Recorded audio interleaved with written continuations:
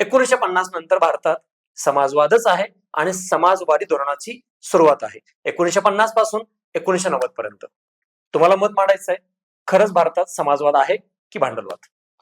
भारतामध्ये काय झालं, की जरी आपण समाजवाद म्हटलं, की त्या काही काँग्रेसमध्ये प्रबळ कल्पना असली, तरी त्या काळामध्ये भारतामध्ये विविध पक्षाला विरोधात होते. किंवा एक स्वतंत्र पक्ष स्थापन झाला होता. तो या पूर्ण समाजवादी धोरणाच्या विरुद्ध होता. त्याचं नाव स्वतंत्र पक्ष होतं. तो चक्क भांडवलशाहींचा पक्ष होता. टाटांनी सुद्धा त्यांच्याकडे निवडणूक लढवली होती त्या काळामध्ये. इतकं इंटरेस्टिंग होतं. पण अशा प्रकारे तिन्ही प्रकारच्या विचारांची निवडणूक झाल्या. Left, right and centre. डावं, उजवं आणि मधलं. मग डावे बघितले तर आपल्याकडे कम्युनिस्ट पक्ष निर्माण झाले. कम्युनिस्ट सीपीआय आणि सीपीआय मार्क्सिस्ट केरळ, बंगाल वगैरे. केरळ, बंगाल वगैरे. Yes. उजवे म्हटलं तर आधी जनसंघ आणि मास बीजेपी जो आहे, बरोबर. ज्याला शेठजी भटजींचा पक्ष असं म्हटलं जाईल, बरोबर. तो निर्माण झाला. तो उजवा पक्ष. आणि काँग्रेसने काय केलं, की ते मधनं चालत राहिले. इलेक्शन आली की सेंटर लेफ्ट व्हायचं. काँग्रेस का हात गरीबों के साथ असं म्हणायचं. इलेक्शन संपली की सेंटर राईट, त्याच हाताने गरीबाच्या. असं एक त्यांनी काय केलं, की दोन्हीकडे लेफ्ट राईट करत आपली वाटचाल केली आहे.